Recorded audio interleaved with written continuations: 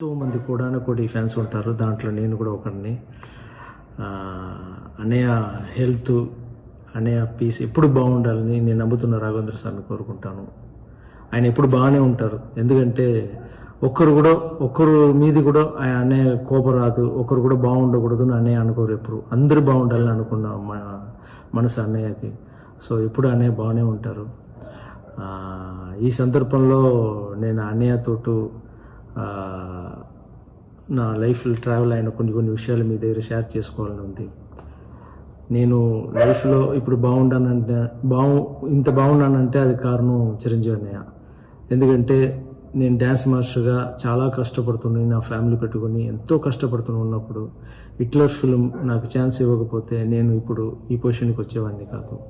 ఈ క్రెడిట్ మొత్తం నాకు చిరంజీవి అన్నయ్యకే. నేను డ్యాన్స్ మాస్టర్లో మంచి పొజిషన్కి వచ్చానంటే అది కారణం చిరంజీవి అన్నయ్యనే. లైఫ్లో ఇది ఎప్పుడు నేను మర్చిపోను. తర్వాత మా అమ్మ గుడి కట్టిన, నేను ట్రస్ట్ పెట్టి చేశాను. నా ట్రస్ట్ నేను స్టార్ట్ చేస్తున్నాను చెప్పిన వెంటనే ఫస్ట్ అన్నయ్య గారే నాకు హెల్ప్ చేశారు. ఈ కరోనా వల్ల కొంచెం లేట్ అవుతుంది, అది తొందరలో నేను అనౌన్స్ చేస్తాను. సో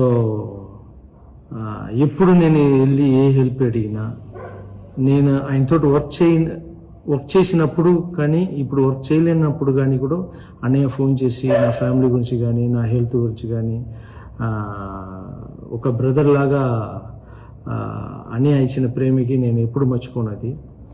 తర్వాత నేను ఎప్పుడు హైదరాబాద్కి వచ్చి షూటింగ్ చేసిన అన్నయ్య ఇంట్లోంచి, యాక్చువల్లీ నేను ఒక గ్రూప్ డాన్సర్గా ఉండి అన్నయ్య సెలెక్ట్ చేసుకుని అలా వచ్చిన నన్ను, నేను ఎప్పుడు హైదరాబాద్కి వచ్చినా కూడా ఇంట్లోంచి వదిన చేతిలో దోశ, నాకు చికెన్ కర్రీ బాగా ఇష్టం. అన్నయ్య షూటింగ్ వచ్చానంటే అది పొద్దున వచ్చేస్తుంది, వదిన ఇస్తారని. సో అంత ప్రేమతో చూసుకుంటారు. నేను మెగాస్టార్ డ్యాన్స్ మాస్టర్కి ఏంటి ఇది తీసుకెళ్ళి నైటే ప్రోగ్రామ్ చెప్తారేమో, చెప్పకపోతే పొద్దున ఫుడ్ రాదు.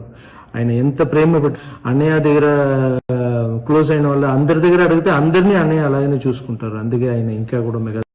సో అన్నయ్య గురించి ఇంకొక విషయం ఏంటంటే, సెట్లో నేను అన్నయ్య వస్తున్నారు నా భయం ఎప్పుడూ ఉంటుంది.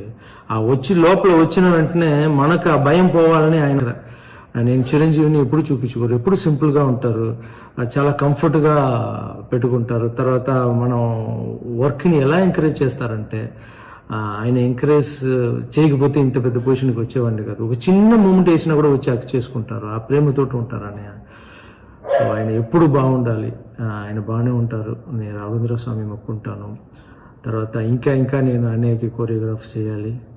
సో అన్ని ఆశీర్వాదంతో నేను ఆంధ్రప్రదేశ్లో కూడా నా ట్రస్ట్ మీకు తెలుసు చేస్తున్నాను. ఫస్ట్ అన్నయ్య హెల్ప్ చేశారు, ఇంకా త్వరలో అది కూడా మొదలు పెట్టబోతున్నాను. బర్త్డే రోజు అన్నయ్య హ్యాపీ బర్త్డే. Thank you.